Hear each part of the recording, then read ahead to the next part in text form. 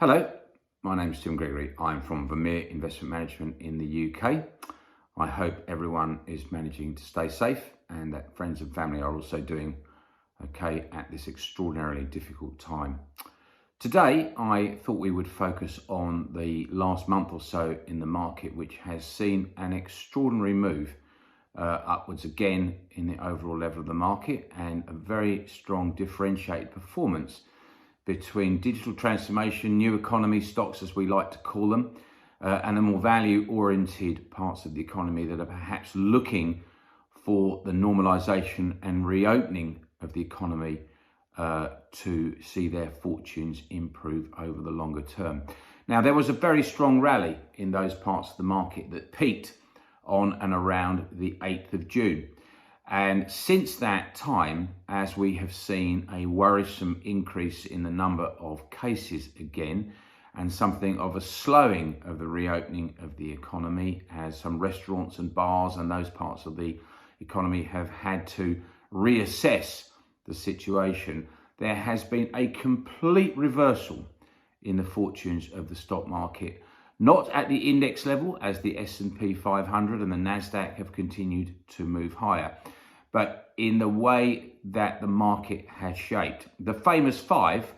Microsoft, Amazon, Facebook, Alphabet and Apple, have all performed extraordinarily well and now represent some 22% of the S&P 500. And at the same time, those stocks that had been really benefiting for the hopes of a significant rebound in the economy, which we did see in the second quarter, continuing as the pandemic hopefully came under control. Those stocks have been under some considerable pressure again.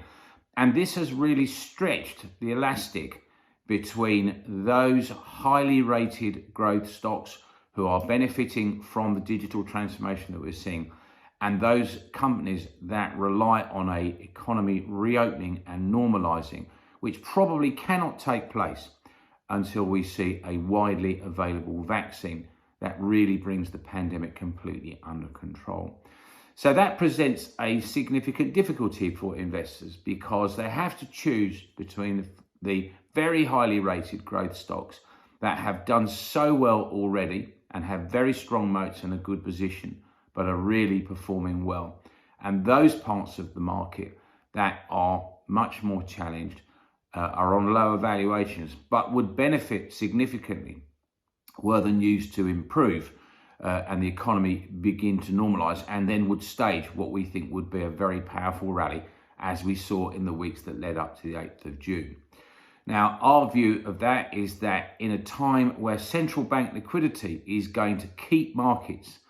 hot and staying high and at these elevated levels, that you need to work your way through by having a balanced strategy which does focus on those companies that are the winners and the benefits from this digital transformation, which we see as a structural change for the long term of the economy, and also holding high quality companies that are currently challenged, perhaps in industries like infrastructure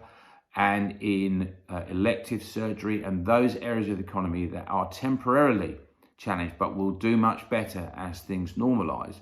but have got strong balance sheets and good managements and good business models that will get them through to the other side, however challenging that their short-term outlook is. We think this is the right way to approach a market that we think will stay solid for the time being, and we think that's the best way to approach investment at this difficult time. Thanks very much for your time today.